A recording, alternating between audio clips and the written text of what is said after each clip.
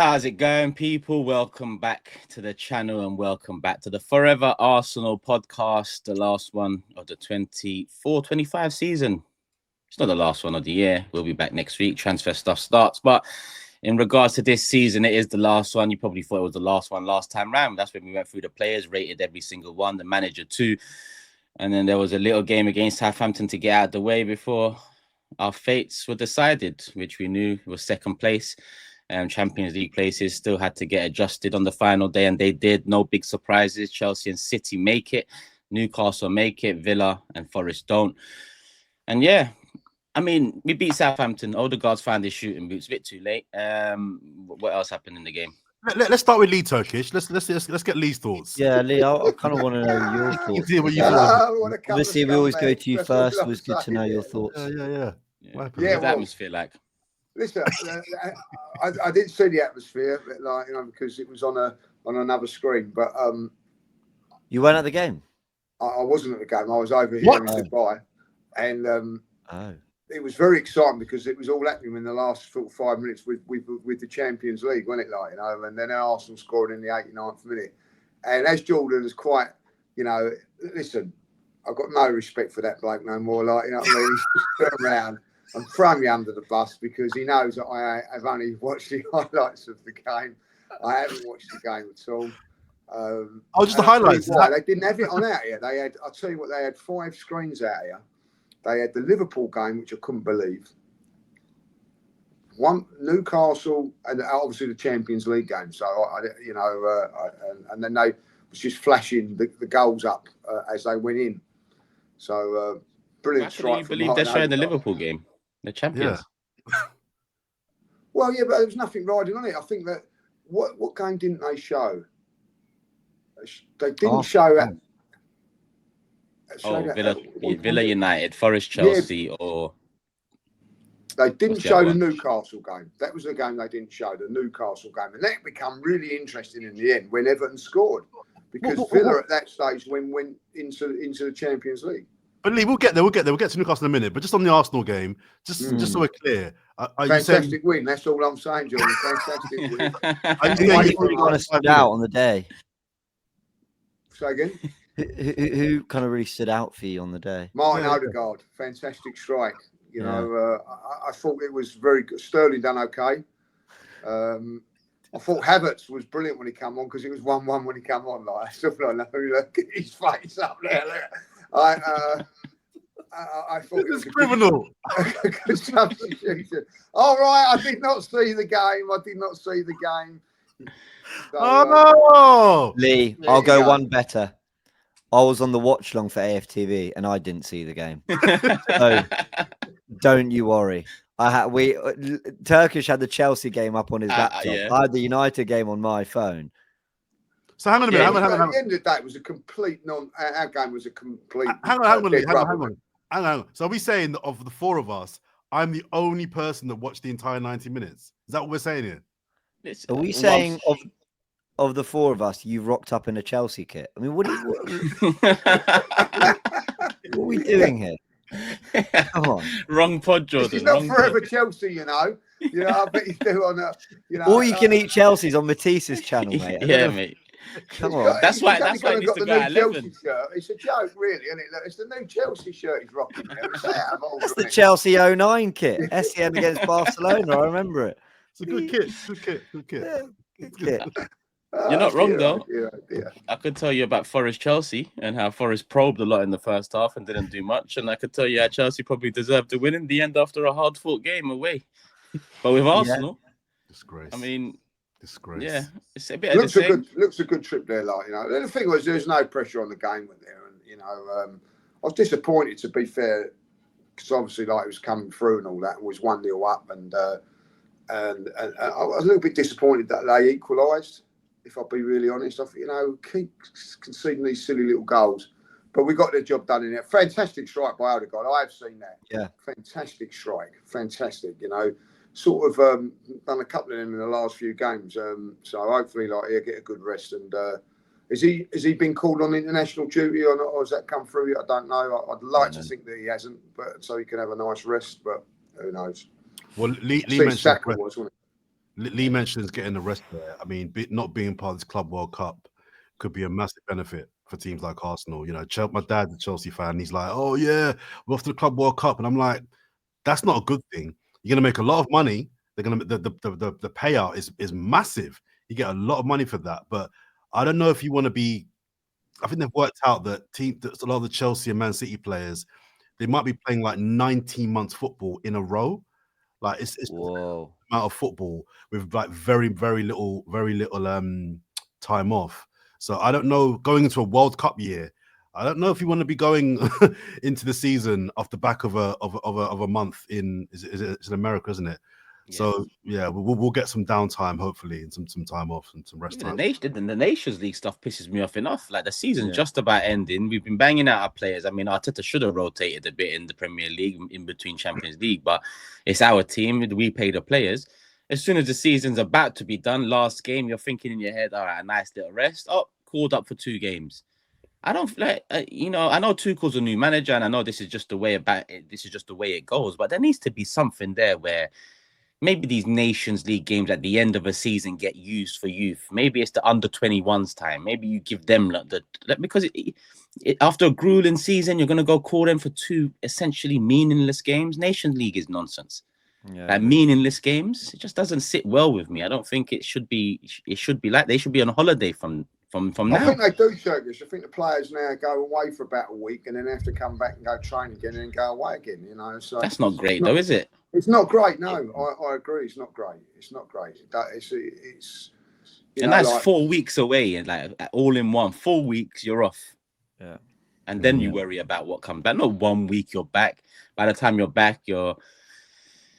Yeah, and they're still looking after themselves. You know, they'll be on their holidays, but you know, they're not just eating whatever they want. They're not, lounging for weeks. They're still keeping fit. I think Arteta's talked about a pre-season, which has happened for the last few years, where for certain players, if they want, they can make a return. They go to a particular training camp, I think in Spain, I'm not sure. So it's just constant, like, it's relentless. They don't really ever get any proper time off. Appreciate their footballers; they're paid very well. I understand that, but we're looking at the level at which they play the game. It's tricky. So it is nonsense. It is nonsense, these internationals. But here we go.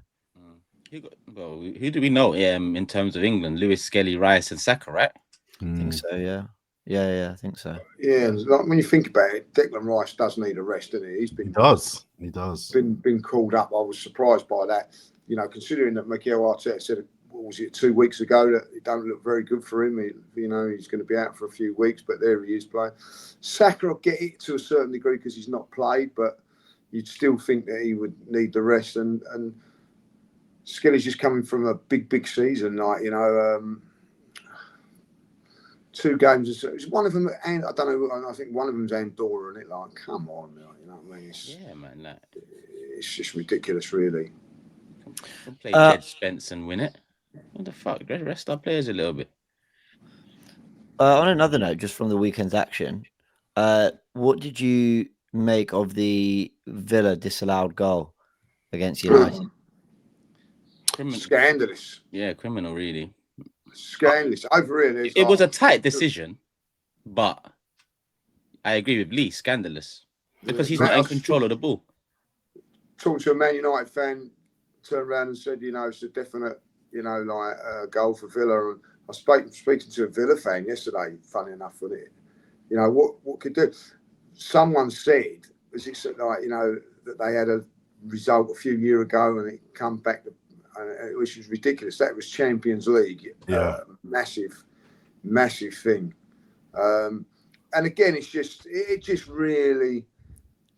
What's the way? Like someone said on over here. I don't know if you get the same sort of commentary, but someone said over here that VAR, if he would have not if he would have given the goal, VAR wouldn't have got involved, and because he gave the goal. Or he didn't give the goal, VAR couldn't get involved. What is all that about? No, but Lee, VAR can't get involved because the problem was the referee blew the whistle before the ball crossed the line.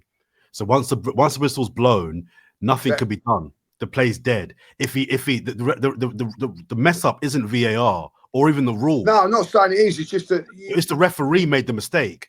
And that referee VAR couldn't do nothing about it. No. But yeah, this one isn't on VAR. This one's on the ref. No, I'm not saying. But like, I know. Yeah, just because a lot of people are getting confused. The cock up was the referee should have let the goal be scored, and then he can disallow it.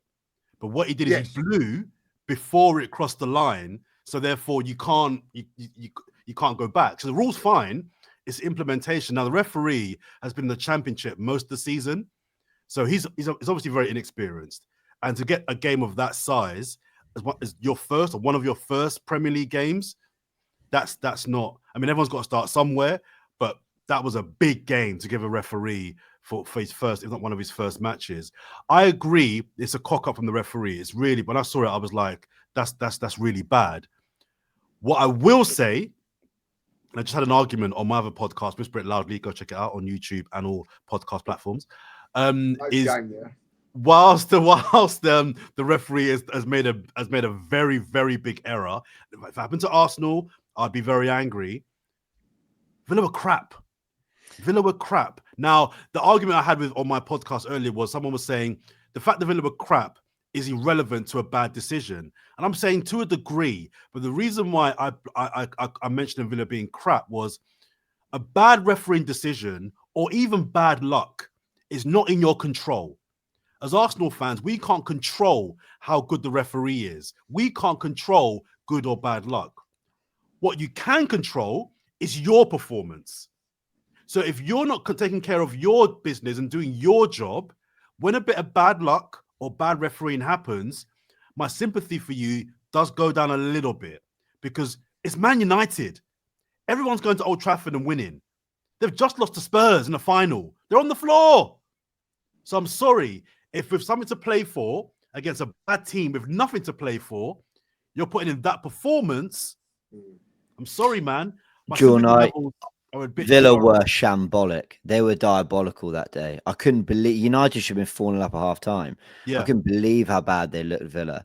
And then Emi Martinez gets sent off for an error, and he makes a few errors, Emi Martinez. And anyway, all that to say, though, it was a perfectly good goal that should have stood. And actually, sometimes you can have a bad day, but you scam something. You scam a goal and a win, and ultimately, it's denied them football because it's denied them Champions League football, because even a draw would have been enough. So, I mean, if I were a Villa fan, my head would be on absolute Mars after that decision. But you just said something interesting that I didn't know, that he spent most of the season in the Championship. Am I right in thinking the Championship doesn't have VAR? No, it doesn't. No. Right. Had VAR for the playoff game final. The only time when there was a VAR incident in that game. So we can see the fucking problem here, can't we? And listen, and I'm on the PGMOL like you wouldn't believe. I can't stand them. But you've pulled a referee out of however 40 many games or whatever that you might have done in the Championship, where there's no VAR, and in that split moment, he's used to refereeing to make decisions in that moment. Whereas in the Premier League, they have to be trained. They get this wrong anyway. They have to be trained to allow play to go on so that VAR can cover their backs. So it's a shocking appointment for that game. Are you talking about the VAR ref? The referee for the Villa game, according to Jordan, has predominantly done Championship football this season. But what about Stockley Park people? But they can't call it. They can't blew the whistle before, apparently. The whistle was blown before, so VAR can't intervene then. So why did they VAR it then? Well, I did wonder this. They did go to the VAR screen. Remember when it happened? I said, because we're watching it on mute. I said, has the referee blown before? Because if he has, they can't VAR it. Then you go, oh, look, it's gone VAR. So I thought, all right, so he mustn't have blown. It doesn't go to VAR, you're right. The VAR screen did pop up. It did pop up. But I couldn't hear it. And they had the 4 screens on, remember? And you said, oh, why are they looking at 4 screens? Yeah, that was weird. Do you know, like VAR now, we can never go back, can we? But no, you can't go back. We was all talking about. We was in the bar yesterday talking about it, and it was like an Aston Villa fan, Man United fan, Tottenham fan, Arsenal fan, Chelsea fan in there as well. It weren't a great drink up, really, I have to say. But anyway, that's another point. But all of us would turn around and said, right, you've got the choice now. What would you want to do? None of them, all of us said, like, get rid of it. Now, if the fans really want rid of it. Shouldn't that be the way it should be? Yeah. I know it can't be, but not one of the fans who was there last, not one of them turned around and said, "Yeah, I want to keep it." What are we it's saying? Spoiling the game. If you could get rid of it for next season, or seek the necessary improvements that they are aiming to make, which one would you go with? I'd say scrap it. I'd say scrap it. I'll start. Improvements. I think with the way it's been used in the Champions League and major international competitions show that it can be a real benefit to the game. But the PGMOL are such a useless entity. Everything from Howard Webb down to all of them. I can't stand them. Awful. Yeah, I know what you're saying. I think scrap it because I don't enjoy football as much watching it now. You know, like you got to wait for a celebration. It was a game I watched over the weekend when you knew it was a goal, and it's just saying, "Get on with it, get on with it." And they just kept going on, and then and then he celebrated it again. It was just like, just get on with the kickoff now. Like I'm with you, Turkish. Even if they make the improvements, scrap it. I never wanted it, and I would scrap it. And for the reason, one of the many reasons, but the reason that Lee just gave, I think, is the main one. I will never ever forget the first time. I'm 99% sure it was Man City against West Ham at the London Stadium. I think that was the first game it was introduced.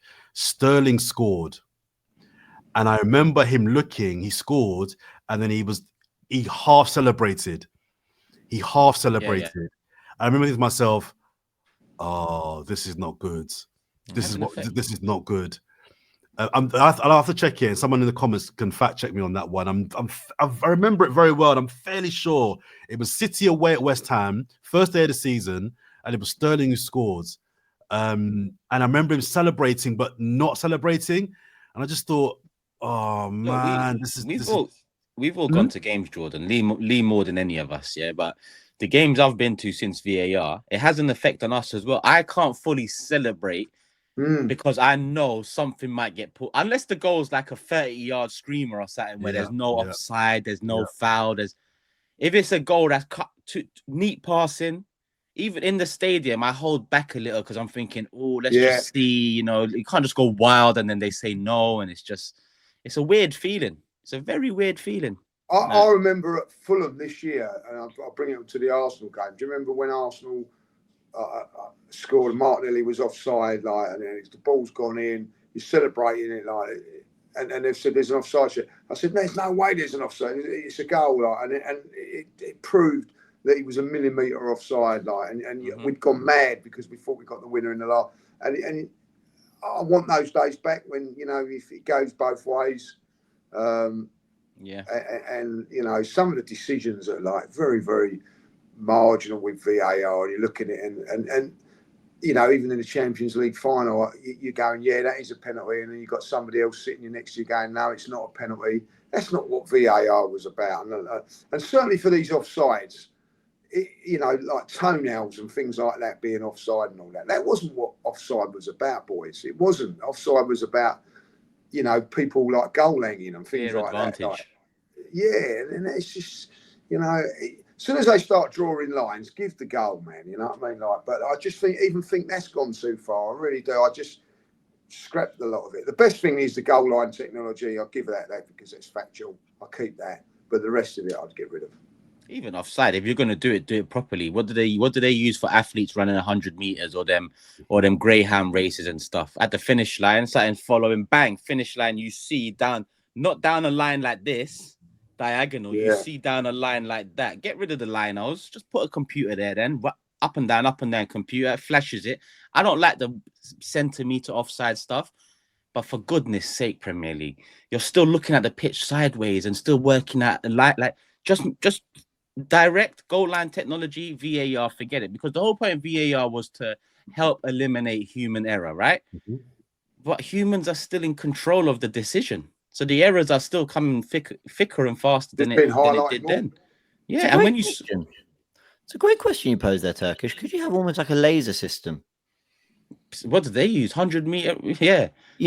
Like, and they're all separated by like a certain amount. So if you're more than that, I mean, who knows? I'm just talking shit now. Maybe. No, you're not do you know what I talking mean? shit, bro. This is billion-pound sports. You're not talking shit. Do you know what really caught my eye? Did you guys watch the Super Bowl? No.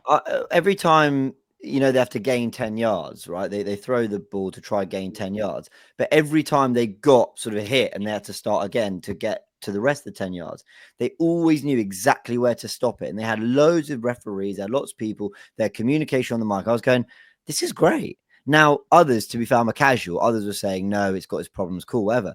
But I was thinking, how do they know exactly where it stopped, exactly where the play? There's a million things happening. There are I don't know how many men on a field all getting clattered here, there, and everywhere, and they spot everything. And I'm thinking, in football, there's one thing: focus on the ball. There's the odd off-the-ball incident happens 1 every 10 games, and we can't pick it up.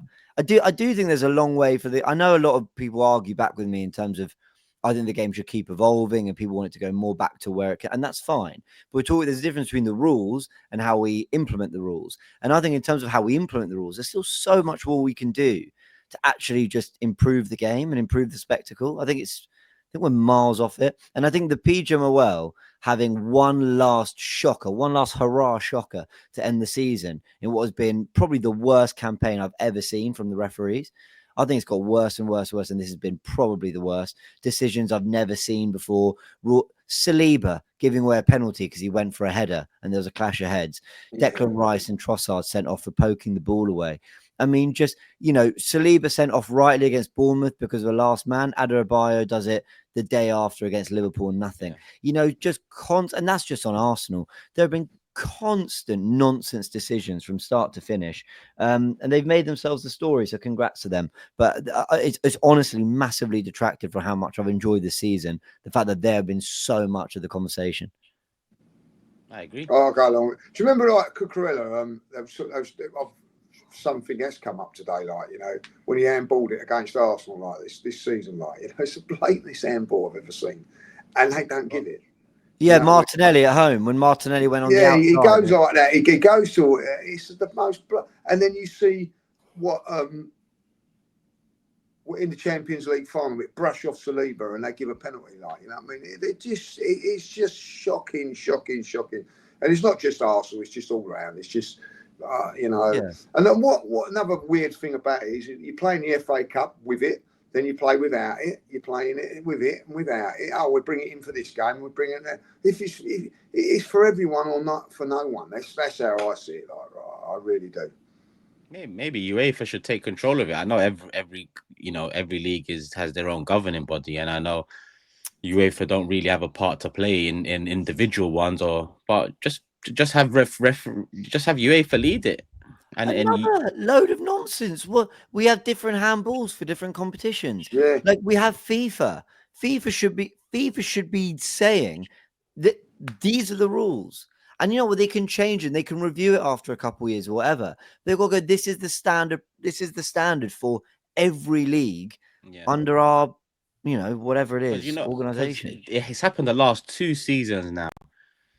How can this elite level in anything, but we're talking about sport, how can you go into both the last 2 seasons with a certain set of rules, and within 8 weeks of that season, you're changing those rules? Firstly, that's the integrity of that season is kind of diminished a bit, because for 8 weeks, certain teams have had to deal with certain rules and might have been hard done by for you lot to realize that these rules are not right, so you eliminate them for teams moving forward.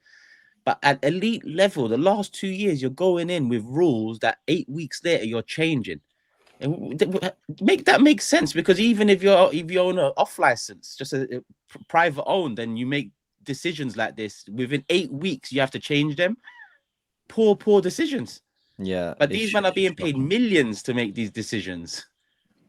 Yeah, I completely agree. I don't know, man. It's not been a fun season, has it, guys? I mean, forgetting the Arsenal side, I have really struggled with football this year, and the referees are a big part of it. I think the relentlessness of it is a part of it. I also think, do you know what I've been seeing online recently is, we got cooked more for finishing 8th than Man United did for finishing 16th, 15th, or whatever it is. Yeah. I'm like, yeah, because we were cooking them week 2 when they lost a home game. Do you know what I mean? Because Arsenal get cooked for finishing second when they've had loads of injuries. Like, because it basically, unless you're winning things, we basically need to tear down everything that everyone's done. Every bad result is like a vehicle for ridicule. Do you know what I mean? It's just this constant barrage of like banter. And I understand it. It's a space that is like, it's really fun and enjoyable. But then it gets to the point where a team's actually shit and we don't really have much to say about it. So Man United have had a disgraceful campaign, but we're just kind of all bored of it, aren't we? I've got nothing to say about Man United being bad. I just to do with us. I mean, you can enjoy it. Whatever. I honestly feel like Arsenal got more criticism this season finishing second. And I get why we've been criticised. We've done the critiquing.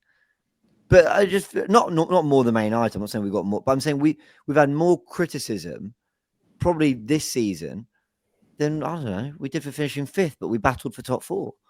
It feels that way at times. Yeah, it does. We don't help ourselves online. We have a lot of people that talk some shit online, you know.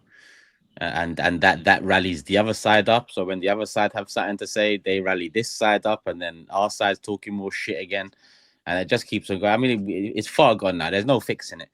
Now, football discourse is game by game now. Even Liverpool's title, they win it, and a couple of weeks later, people are mocking that or talking about the next thing. Like, come on, man! Like, they've won the league title. They deserve the respect. So what? That's the two good things, sir. James, you made the perfect point up a couple of weeks ago now when you turned around and said Arsenal got to 2 semi-finals, runners up in the league, and it's been a poor season. That's a compliment in a way. And I've got to say, Liverpool have won the league, and everybody slagging them off for it. Like, I was talking to a Liverpool fan yesterday, like, you know what I mean? Like, you know, you've gone the season when basically you lost 2 games, you lost a couple of games after you won the league. You know, realistically, they've been the most consistent team in the league, and they're getting criticised for it because the rest are crap, and that ain't their fault. You know what I mean? I said no. At the end of the day, they deserve to win the league this season, and you know, but they're crap. Liverpool crap, like, you know, no, they're not. They've just won the league. You know what I mean? Your points tally isn't engraved into the trophy. They just put your name.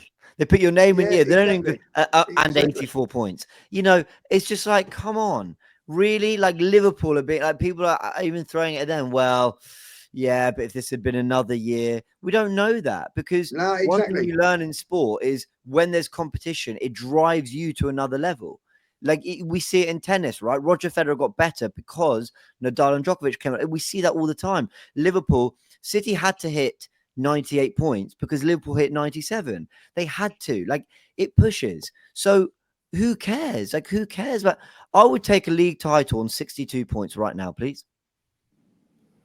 Yeah. I would. I don't care. People try to go, yeah, but the Invincibles drew 12 games. Fuck off. Fuck off. People are crazy. I see someone was saying yesterday Arsenal have only got the Invincibles to go back on there. Yeah. Great. You know what I mean? Like, you know, I'll take that all day long. You know what I mean? Like, you know, it is unique. You know, listen, Manchester United have won the treble. Because Man City have won the treble, it doesn't diminish what Man United done in '99. I don't get what that does. Arsenal won the double in '71. It was bloody just as great in '98 and 2002.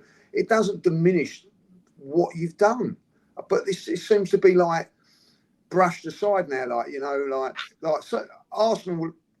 You know, we've got this Invincible. So if someone comes and wins the Invincible next season, for instance, that's it. That's it. Your achievement's gone. No, it's not. It's there for forever because of what happened. You know what I mean? Like, you know, and people turn around and go, yeah, you're invincible. I love this one when they go, you're invincible, but you drew 12 games. Or, you know, like, we didn't lose them, though, did we? You know what I mean? Like, it's a real mad world at the moment. Mad world, you know. Shit world. How does the Chelsea fan feel about it? Like, you know, I mean, that's what I'd really like to know. Like, you know, just how does the Chelsea fan feel about it? It's a shit discourse, man. Yeah, the one he's away in the fairies at the moment. Right. He's about to tell us they lost one game in the 04-05 season. Well, they did. Well, to be fair, they did. Like, you know that old chestnut. Did he hate Drogba? Was his hero? That's how you know it's gone mad. Because even I know the rebuttal from them myself because I've heard it so many times. But you're right, Lee, man. Every achievement is its own thing. Like you said, trebles, and we've had the joint most doubles in history. We've actually won a couple European Cups, one of real note, and people still will say no European Cups and so on. And now the Europa League. Yeah. Now the Europa League is apparently better than the FA Cup, which to me that's madness. FA Cup definitely above Europa League, but whatever. Whatever. I just don't care. It is what it is. Just we need to win the league. We need to win the Champions League, one or the other. And this pod's been about everything but Arsenal. Well done to the girls, by the way, the women, for winning the Champions League. That was unbelievable. So to beat Barcelona or beat Jordan's Chelsea 10-2 on aggregate was and I'll tell you what, and another point, I've got to say this, Arsenal are not the best team in Europe, even though they've won that. Chelsea are by far better team than Arsenal. Yeah. But Arsenal have won the champions, are the champions of Europe. You need that little bit of luck and whatever. Listen, to beat Barcelona, I actually thought it was going to be a mauling. I really did. You know what I mean? Congratulations to the girls. Fantastic. It was great seeing the scenes as well. I'm glad you mentioned that, Lee, because they did it. They say you got to be the best. You got to beat the best. They beat Real Madrid, came back from a deficit against Lyon, and then they weren't. And then, as you say, they were not in that final. Barca were the strong favourites. Yes, so to come through those three clubs and be European champions is amazing. I was at the parade yesterday, and the turnout was insane. 10,000 people. Photos, 10,000 people were there. It was, and it was early. It started at either 11. I got there at 10. The response was really, really, really good, and Arsenal should be very proud of their heritage in the women's game. I know Chelsea in the last 10 years been the most successful team in the country, no doubt, but I still think Arsenal are the biggest women's team in the country. I think Arsenal are still the biggest women's football team in this country, and what they've done, they're at the Emirates, and they're getting 40,000 at the Emirates for home games. That's not a cup final. That's not a big game. That's like a regular WSL game. They should be very, very, very proud about that. And just kind of speaking of parades, I was at the Palace parade. I went from there to the Palace parade. Oh my God. I want to say a big up to Crystal Palace as a club, first of all, because I do a lot of these parades and they can be really poorly organized. But this one was really, really well done. The Palace fans are absolutely insane. They're class. They're absolute class. And I think if there's one club, and maybe I'm biased, I probably am, but if there's one club that I think does a better job of integrating its football club into its community than Arsenal, is Crystal Palace. They are the epitome of a community club and a club that are embedded in the local area of South London and Croydon. The amount of work they do for the wider area is insane. And the fans aren't entitled. Just hearing the stories of what it means to those fans. I spoke to a 90-year-old woman who's been supporting them since she was 4 years old. 4 years old, so she's now 90. And just hearing her talk about how it felt to her to see her team win a league, win a cup. I heard other fans who were a bit younger than her, but 50s, 60s, talking about they wanted to see Palace win a trophy before they died.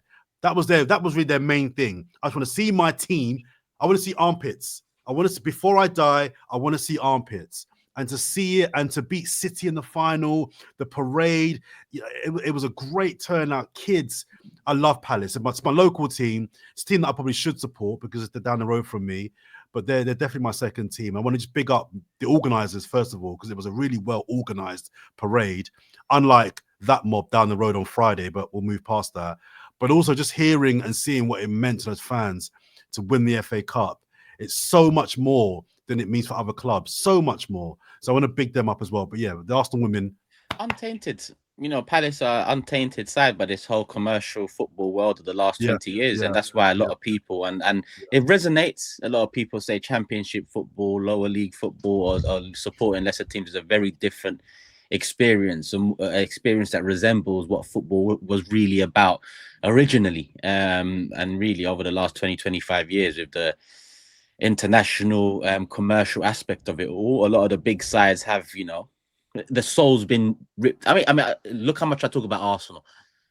People just think I hate the Cronkies because I just want them to spend money. They ripped the soul out of this football club. They took what this football club was, right, at the time, perennial winners, up there with the greats, by far the third best team, the third biggest team, the most successful team in this country, and they squeezed it dry. Whereas Palaces and Brightons and even Championship, they're not in that. They don't have that. It's still very raw. It's a very raw football experience, and that's what it should be, in my opinion. But it's gone anyway. You know what?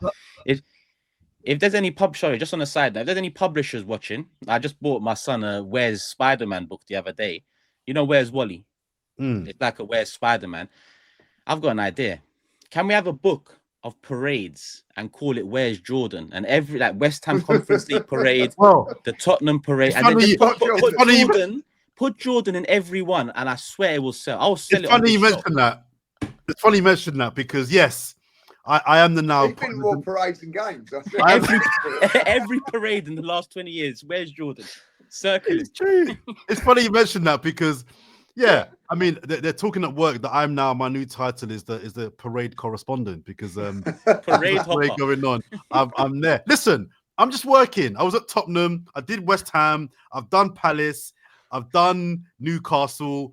I did Arsenal. This is the funny thing. People will call me out for being the parade merchant, right? How many of those people were at the Arsenal parade yesterday? How many? I was there. 10,000. I was there.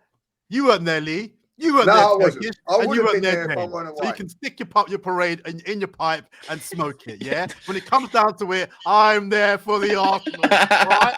I'm there for the Arsenal. He says while he taps the Chelsea blue. Yeah, exactly. Chelsea. Hey, Matisse, we got another one for all you can eat Chelsea, mate. We got another one. But listen, the book that identifies. Listen, Chelsea. I've got a game final this week. I think. I don't think there'll be a parade if they win that plate this week. But I'm just doing my job. I'll get sent to parades to cover the parade. It's a big moment. Hey, you're a big time sports journalist, Jordan. Don't let them wind you up. Yeah, don't let the haters hate. Fine. And I'm not hating. I just want to try and make money from a book. I think it'll sell well. I've never known a content creator who could have 7 channels covering every club he supports. And I think it's a testament to your great work. What I will say, just as another aside, I've been a South Londoner. Bromley, Charlton, Palace, Wimbledon, all either won a trophy or got promoted. And Chelsea, who are technically Southwest, could as well. So I'm just saying, South London, stand up. That's all. Yeah. I'm originally South Big London. up Wimbledon. I was born in Wimbledon. Big up Wimbledon. Come on, Wimbledon. I've enjoyed the tennis there, so big up Wimbledon. Johnny Jackson's a good guy as well. Very good guy. Do you know, it's been a very, very doom and gloom season, and rightly so. And obviously, we're talking from the perspective of the men's first team and what they're doing. But you're right to flag the incredible achievements of winning the Champions League. It's huge. And just because I'm including some stuff in a video I'm doing later on the Gooniverse, but 60,000 was the first time that the Emirates Stadium, which obviously, where obviously I'm just reading this from Google, where the Arsenal men's play, and obviously Arsenal women don't get to play there all the time. But it was sold out for a women's game. I think that was the highest attendance, beating 59,000, which was Arsenal against Chelsea at the Emirates as well. This is all post 17th of February 2024. So they're breaking records. And then you look at what, you look at Waneri and Lewis Skelly coming through, and then you look at what Max Dowman's doing now at the England under-17s as a 15-year-old, and you look at the academy and the work that's been done there. And there's still a lot to be proud of with this football club. There's a lot. And by the way, there's also things not to be, but there are things that the football club as a whole entity does very, very well on. and that parade and that turnout was unbelievable. I'm glad you got to go, Jordan. No, and also with 2 days to go. Sorry, 2 days to plan. They planned that. They might have done some pre-planning in the event they did win it, but to turn that around in 48 hours was less because it was the morning. So yeah, it was. Sorry, I cut you off, James. But yeah, it's not easy to put on, but they did a good job. Go on. Can I just say one thing about South London as well? Like, you know, and watch what you say, Lee. They didn't win it. Sheffield United didn't win it, but Tyrese Campbell scoring at Wembley. Yes. Great goal. Brilliant goal. Great goal. I went absolutely mad. I got very, very emotional about it, like, because obviously it's nearly a year since Kevin died. Just for his son to do something he never done, by the way, score at Wembley, was an unbelievable thing for the Campbell family, and for him to take that goal like he did. They didn't win it in the end, Sunderland got there, but for me personally, to see Tyrese score that goal was a massive. Yeah, it was a great finish. Sorry, just going back to the women, the Arsenal women, should they get a statue? How would that look? The winning, I can't even pronounce her name. Blacksteniana, the girl that got the winner, Stena Blacksteniana. Should she get a statue? Blackstenius. Manager Blackstenius, even her, yeah. Should the manager get a? No, I would say if you're going to suggest a trophy, you get the name right first. Yeah, that would help. Guy said, statue, Stanley. Her. What's the parade? I think something should be put up there, because they've won it twice now. Like, it's a magnificent achievement. Yeah, I mean, they've obviously got statues interesting. I mean, not saying they should. I'm just asking. I wonder how you do that, because you're capturing the team's achievement, where statues tend to celebrate individuals, don't they? Yeah, it's true. It should be thing on the wall or something, like, you know what I mean? around the Emirates. Yeah, 100%. They're on the stadium with the Invincibles, though. Yeah, the first ones are. Yeah, no, but I mean, this is where the argument then starts going into how many more of the Invincibles should have a statue, or should David Dean have a statue, or there's also a lot of people in history regarding Arsenal that have achieved different things or put us in a place to have the best women's team in the league, or such a successful women's team that haven't been recognized yet, or so on. So I think, I don't know, like, for me it's both Arsenal, but it's two different teams, right? I don't know anything about the women's team for me to really have a say in this. If they were to have a statue, it probably should be Vic Akers, because he was the one that started. Yeah, Vic Akers is a shout. And, so there's a few people that haven't been recognised yet that might. Maybe he should be for what he's done for the women's team. You know, they play at Boreham Woods ground there, don't they? You know, and I think that they've outgrown that, which is unbelievable. Really, they've outgrown that now. They can't really have that too many games there. So, fantastic. Well, we managed to get 43 minutes out of it without really. We've done well. We've done well. We thought we'd only get 20 minutes, so we ain't even talked about the game. No, Odegaard, he's back. He's back. He's back on game week 38. We're going to win pre-season. I've got 1 point on the game, just 1 point. Kieran Tierney says, obviously, unbelievable. Great that he scored. Was he the captain as well? Did he captain the team? Rice. No, Declan Rice was. They listened to the pod, because we actually said Declan Rice has never captained Arsenal, and then the next week he's captain Arsenal. Our influence is unmatched. It's down to us. We pushed it. Just to big up Kieran Tierney, because I think there's an argument to suggest that of all the left backs we've got, he's the best still, right? I think it's time to move on from him. The injuries, clearly he can't play 35 out of 38 games, and also he's not the sort of left back that Arteta likes. I like him. He gets up and down. He's got a great delivery. He never gives up. He's diligent defensively. But look, he's moving on. But I just thought it was very, very apt that he got a goal in his final game, because there was a point. I don't know about you guys. There was a point in time when I was saying he should be our captain. Yeah. I was saying that he should be the Arsenal captain. The way he conducts himself, his performances, he just couldn't stay fit. So I just thought it was, as he leaves, I think it's important to acknowledge him. Jorginho's leaving.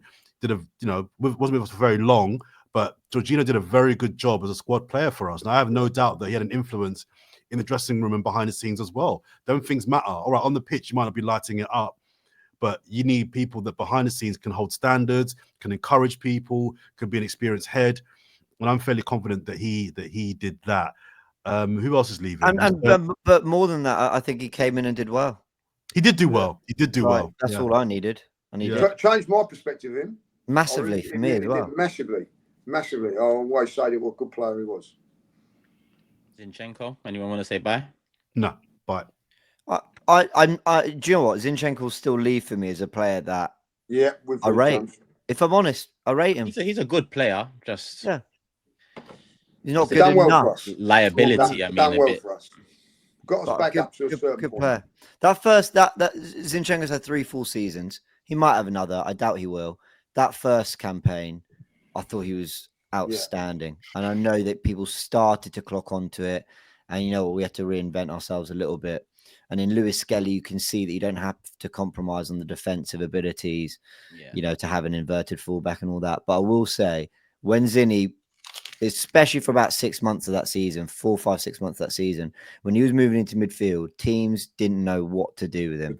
And his passing, his ability to run the game for us with Partey, that's the best football I have seen at the Emirates. And I think I include some of Wenger's teams in that. That 6 months of Ødegaard, Jesus, Zinchenko, Partey, maybe that's a little bit of recency bias. Yeah, Hella Brzezinski, Fabregas era was fucking beautiful stuff. Yeah, some beautiful stuff. You think 0708? We're going back quite a bit, yeah. 0708. No, I remember that was one of the first seasons I remember, and it stuck with me, the football they played. But I hear you. But you got to think that team never went on a run like Arteta's 22-23 team did with 50 points after 19 games. I mean, that was City level of form. And they were doing it then at Stamford Bridge, because I then saw the Halebs, Razikis, great players playing great football, not be able to do it at other grounds. Remember that first 30 minutes at Anfield when we were 2-0 up? I thought we were winning it all, guys. Yeah. You know, they did it on a level and on a platform, and Zinni was big in that. Look at the goal, the Jesus' goal to put us 2-0 up at Anfield. It's Zinni who's the ball's moving, it comes through him, and then boom, he cuts through the lines and we go score. Give me that back, guys. Give me that football, that Arsenal, and it competed. Come on, Mikel. That's what I want next season. But Zinni will leave with my respect. Not the answer, not but he leaves with my respect for sure. A bit emotional player, a bit of a liability, but things got so stale with Wenger into this modern system-based football that, I'll be honest, Jesus was an eye-opening false 9 for us, because it's not something we actually went with before that. And Zinchenko was an eye-opening inverted fullback, because, again, it's not something we ever really entertained in the modern-day systems and all that. So, yeah, I agree with James that 6 months of football is definitely up there with some of the very best.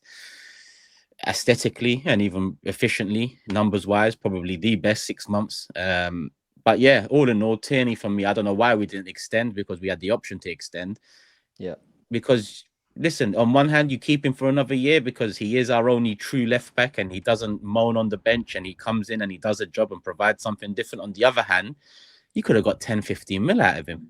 So I don't want to hear this club in the transfer window start talking about things are tight and all of this stuff, because there you've just let 10-15 million go.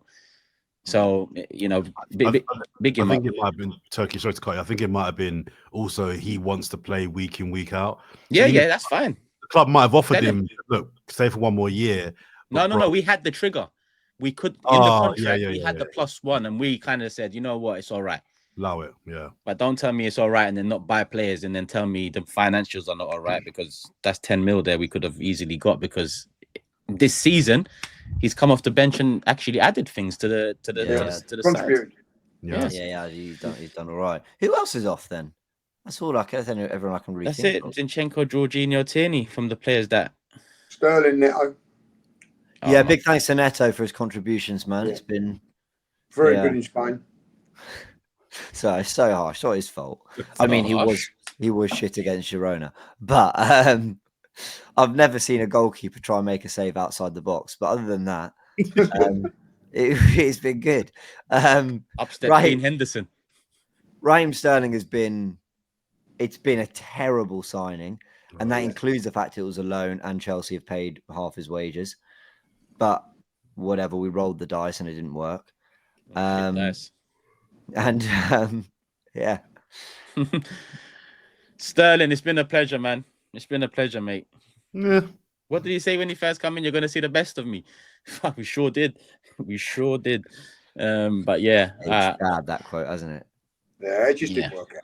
Didn't work out. It didn't work out. Lee sat next to his cousin or something the other day. He said, I just didn't work out. So. Yeah, sometimes it's not a fit. Yeah.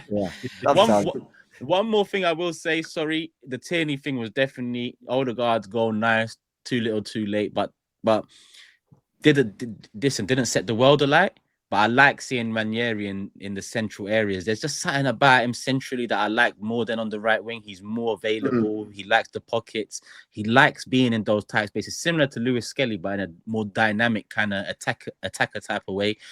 Like I said, he didn't light it up, but what he did do is show a bit of something. And when you consider that's his first start for a while in a very much changed team all round, I was looking at him, and in moments I saw things I like in that position. So hopefully we see more of that. Big up. Completely agree with that. Big up, Ethan. Going to be a big season for him next year. Here's a question, Turkish.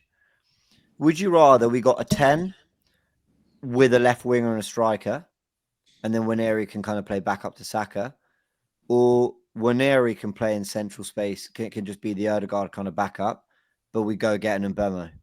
So Mbemo, a left winger, a striker. So it's basically Mbomo backing Or up a 10. Saka and Ranieri number 10, or Shirky backing up Odegaard and Ranieri backing up Saka. I would take Mbomo and Ranieri being central. Interesting. But when Shirky's so cheap, I mean, 20-25 mil for a joker in the pack, I call him, in this modern day football. Like, he's someone that you just don't know where you're going to get. I still would entertain it, 20-22 mil. But yeah, if you're giving me the choice in Mbomo, I mean, him coming in would be great. Would be great if Ranieri is used centrally. If he's not, then there's no space for him. On that note, I didn't update the table. Did anyone predict 2-1? No, but I predicted 2-0. Yeah. Give me my point. I didn't update the table. You've won it anyway. So there's We'll take it. There's no table to put up. One thing I do want to end with is obviously we talked about parades and we've talked about everything we can talk about this season in terms of how it's gone. We're pretty much live or recording 2 times a week every week. But yeah, we have to mention the images and incidents in Liverpool at the parade. Just terrible scenes, a dampener not only on their parade but a dampener to the season.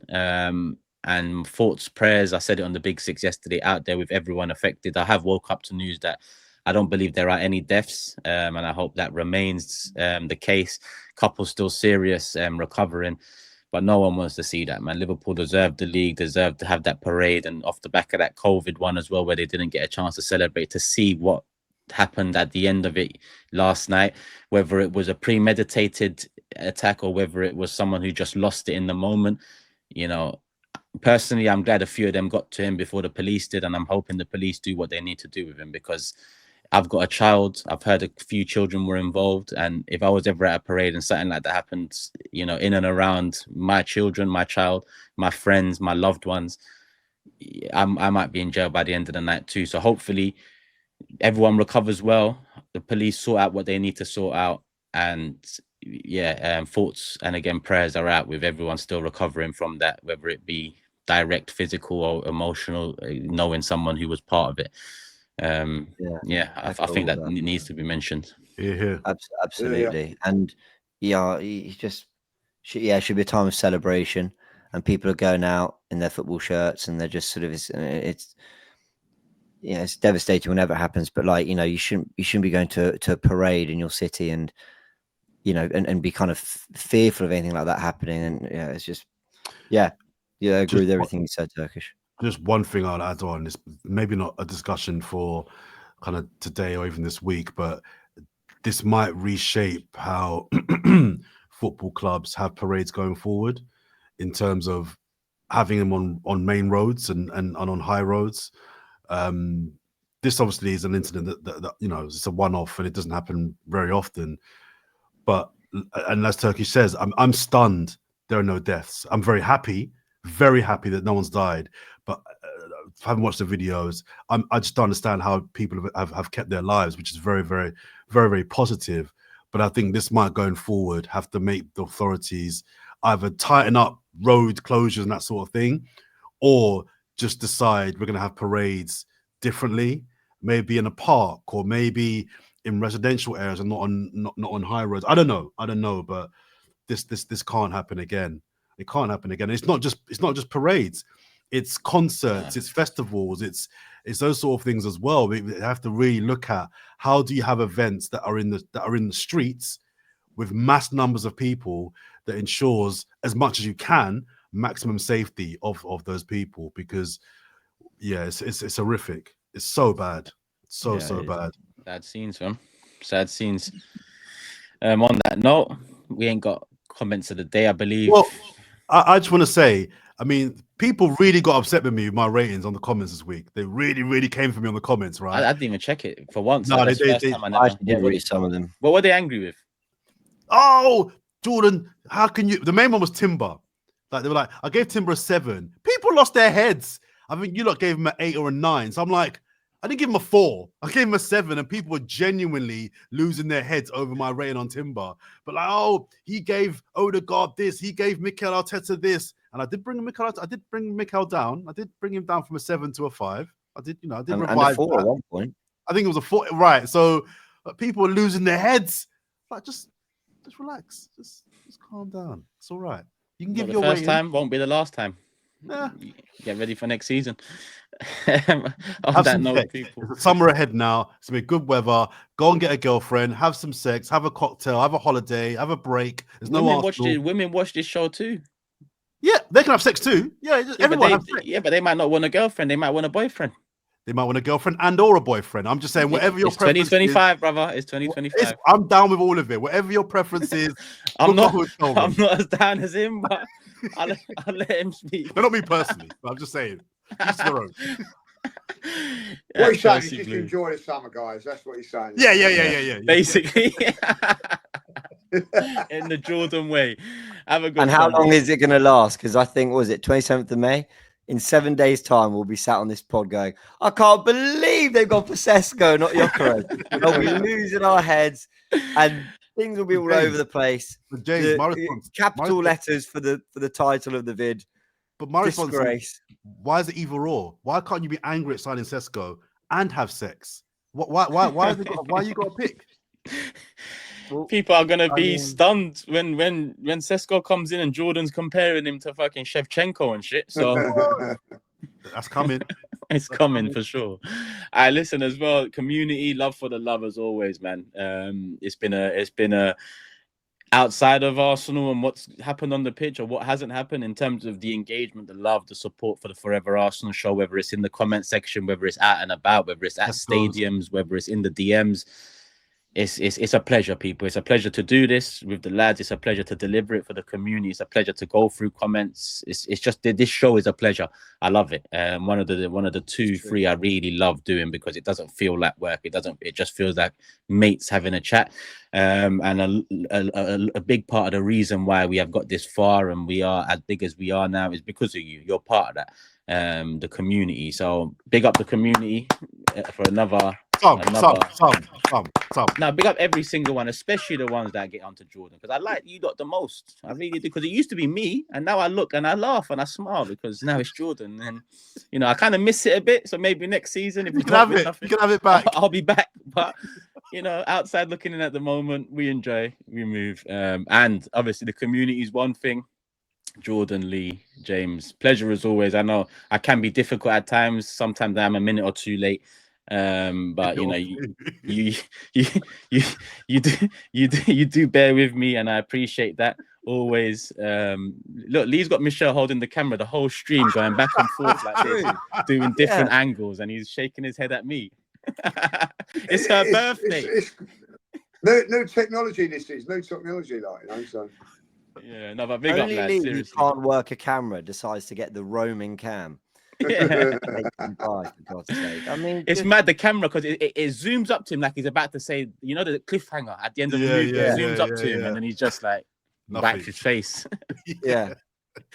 Just final shout from me. I will be in Kenya next week. So any Arsenal fans in Mombasa or even Nairobi, shout out your boy. What are you doing in there. Kenya, John? Shut up, you James. Wrap it up, Turkish. Let's go. Rub it up. Rub it up. There you I've got to go. get If you're out in into the Kenya, sun. Come Jordan's on, there. I'm missing out on sun time here. Come on. Sorry, Lee. People. Jordan's in Kenya. Cecil's there too. Big up Lee. Big up James. Love for the love. We'll see you soon.